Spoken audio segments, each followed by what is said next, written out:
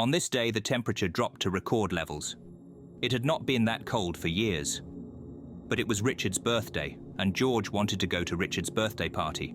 So he brought a present for his friend, a cake in the shape of a carrot. Pepper couldn't go with him. She was ill and Mummy Pig had to look after her. Daddy Pig, are you sure you want to go? I have a bad feeling about this. The weather report said it's dangerous to drive in this snowfall. No need to worry. I've driven in worse weather. I'll call you when I arrive. Mummy Pig trusted him and wrapped George in clothes. Daddy Pig put on some quite warm clothes, but they turned out to be not meant for this weather. They went outside and got in the car. Daddy Pig drove to Richard's house. The drive must have been about an hour.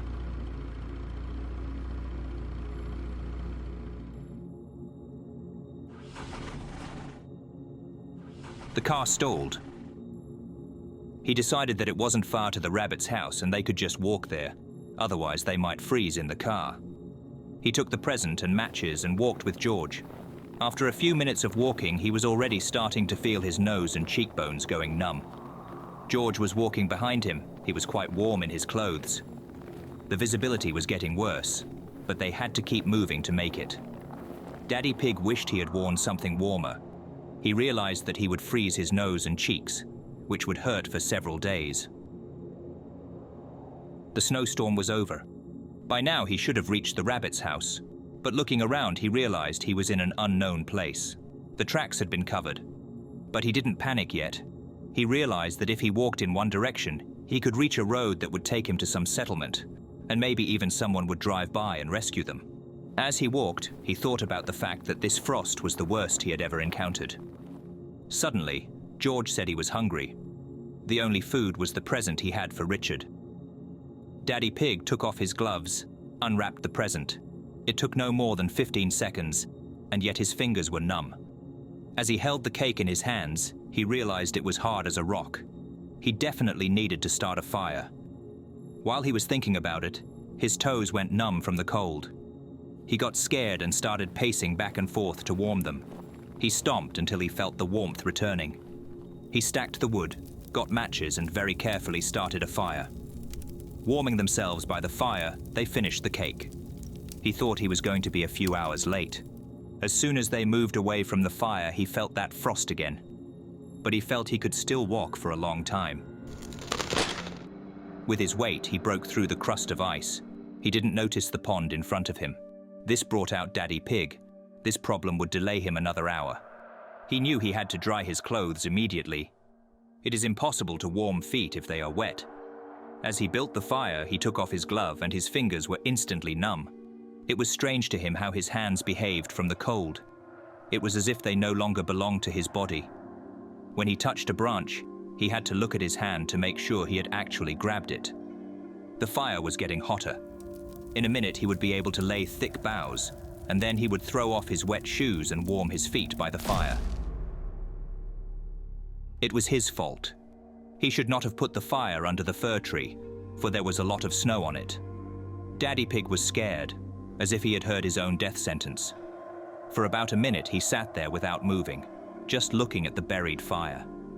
Even if he managed to get the fire going again, he would probably lose several toes. His fingers weren't moving anymore, so he wasn't pulling individual branches, but gathering them by handfuls. And George stood by and watched the whole thing. Daddy Pig was tormented by the thought that his feet were stiffening more and more. He began to feel envious of George, who was dressed very warmly and not wet. He couldn't get the match out of the box. While he was trying to stick it out, the whole pack fell into the snow. He wanted to pick them up, but he couldn't. His fingers wouldn't obey his will. The solution came. He pulled the match out with his teeth. He inhaled the acrid smoke and coughed. He couldn't get one match out of the pack, so he grabbed the whole pack with the palms of his hands. A bright flame erupted. He lit branches with it, and finally, he was able to get the fire going. He began to put small branches on the fire. Fire is life. It must not be missed. He looked around desperately and saw George, who had been standing next to him all this time. He was shocked to see this. However, Daddy Pig was beginning to lose his mind. a thought flashed through his mind. He remembered a story where someone had killed an animal and crawled inside the body to wait out the night. He would kill George and plunge his hands into its warm body to warm and revive them. Then he would build a new fire. Daddy Pig pounced on him, and then he realized that his hands couldn't grip and his fingers wouldn't bend.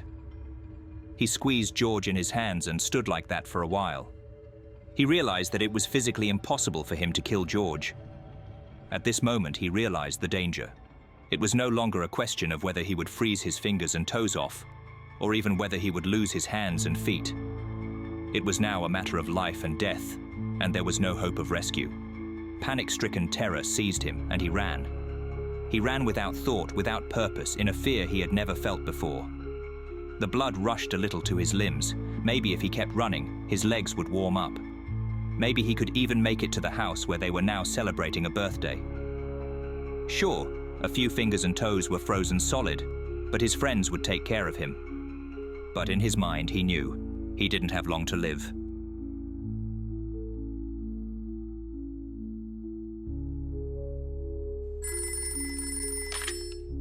Hi? What happened? No, he's not here. I thought Daddy Pig stayed home. I hope they find him soon. Everything's gonna be fine. He's survived situations worse than this. Bye.